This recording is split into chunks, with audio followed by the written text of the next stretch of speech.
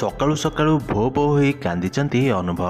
Friends, ଏ ଲୁହ କିନ୍ତୁ ଦୁଃଖର ନୁହେଁ, ତେବେ ଏହା ହେଉଛି ଖୁସିର। ଛାଡ଼ପତ୍ର ପାଇଁ ଯେତେବେଳେ ଅନୁଭବକୁ ଅନୁମତି ମିଳିସାରିଛି, ତେବେ ବର୍ଷାଙ୍କ ସହିତ ଯେତେବେଳେ ଲମ୍ବା ଲଢ଼େଇରେ ଯେତେବେଳେ ପୂର୍ଣ୍ଣଚ୍ଛେଦ ପଡ଼ିସାରିଛି, ତେବେ ଅନୁଭବଙ୍କର ବାପା ଯେ ବର୍ତ୍ତମାନ ସମୟରେ ସେ ବିଛଣାରେ ଅଛନ୍ତି, ତେବେ ସେ କିନ୍ତୁ ବର୍ତ୍ତମାନ ସମୟରେ ବହୁତ ଖୁସି। କାରଣ ପୁଅ ଲଢ଼ୁଥିବା ଜୀବନର ସବୁଠାରୁ ବଡ଼ ଯୁଦ୍ଧରେ ତେବେ ସେ ବର୍ତ୍ତମାନ ବିଜୟ ଲାଭ କରିଛି। ତେବେ ଦେଖନ୍ତୁ ଅନୁଭବ ମହାନ୍ତି ବର୍ତ୍ତମାନ କ'ଣ କହୁଛନ୍ତି। ତେବେ ଶୁଣିଲେ ତ ଆପଣ, ଯାହାଙ୍କ ପାଖରେ ବାପା ମାଙ୍କର ଆଶୀର୍ବାଦ ଅଛି, ତେବେ ଯିଏ ସତ୍ୟରେ ଅଛି ତାର ଯୁଗେ ଯୁଗେ ବିଜୟ ହୁଏ ବୋଲି ବର୍ତ୍ତମାନ ସମୟରେ ଯାହା ଅନୁଭବ ମହାନ୍ତି କହୁଛନ୍ତି। ତାହେଲେ ଫ୍ରେଣ୍ଡସ୍, ଆପଣମାନେ ତ ଜାଣିଥିବେ କି ଦୀର୍ଘ ଦିନ ଧରି ଅନୁଭବ ଏବଂ ବର୍ଷାଙ୍କ ମଧ୍ୟରେ ଦୀର୍ଘ ଦିନ ଧରି ଚାଲିଥିବା ବିବାହ ବିଚ୍ଛେଦ ମାମଲାର ବର୍ତ୍ତମାନ ସମୟରେ ଯାହା ଅନ୍ତ ଘଟିଛି। ତେବେ ବର୍ଷାଙ୍କ ଠାରୁ ଛାଡ଼ପତ୍ର ପାଇଁ ବର୍ତ୍ତମାନ ସମୟରେ ଅନୁମତି ଦେଇଛନ୍ତି ହାଇକୋର୍ଟ। ତେବେ ଅନୁଭବଙ୍କ ପକ୍ଷରୁ ରୁଜୁ ମାମଲାର ବିଚାର କରି ତେବେ ଜଷ୍ଟିସ୍ ସିହ୍ନା ଏବଂ ଶିବଶଙ୍କରଙ୍କୁ ନେଇ ଗଠିତ ଖଣ୍ଡପୀଠ ତେବେ ଗୁରୁବାର କଟକ ଅଦାଲତଙ୍କ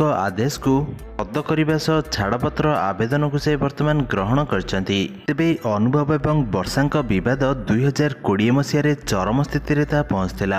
2020 ମସିହା ଜୁଲାଇ ମାସରେ ତେବେ ଅନୁଭବ ମହାନ୍ତି ଦିଲ୍ଲୀର ପଟିଆଲା ହାଉସରେ ବିବାହ ବିଚ୍ଛେଦ ପାଇଁ ମାମଲା ଦାୟର କରି ତେବେ ପରେ ସେହି ବର୍ଷ ଅଗଷ୍ଟ ମାସରେ ବର୍ଷା ପୁଣି ଥରେ SDGM କୋର୍ଟରେ ଏବଂ ପାରିବାରିକ କୋର୍ଟରେ ପାରିବାରିକ ହିଂସା ଆଇନରେ ମାମଲା ଦାୟର କରିବା ସହ ବୈବାହିକ ଜୀବନ ଜାରି ରଖିବା ପାଇଁ ସେ କଟକର ପରିବାର କୋର୍ଟରେ ସେ ଆଉ ଏକ ପିଟିସନ ଦାୟର କରିଥିଲେ।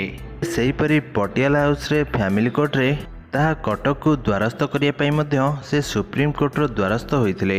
ଉଭୟଙ୍କ ମଧ୍ୟରେ ଆପୋଷ ବୁଝାମଣା ପାଇଁ ସୁପ୍ରିମକୋର୍ଟ ନିର୍ଦ୍ଦେଶ ଦେବା ପରେ ତେବେ ଏକାଧିକ ବାର ମଧ୍ୟସ୍ଥତା ମଧ୍ୟ କରାଯାଇଥିଲା।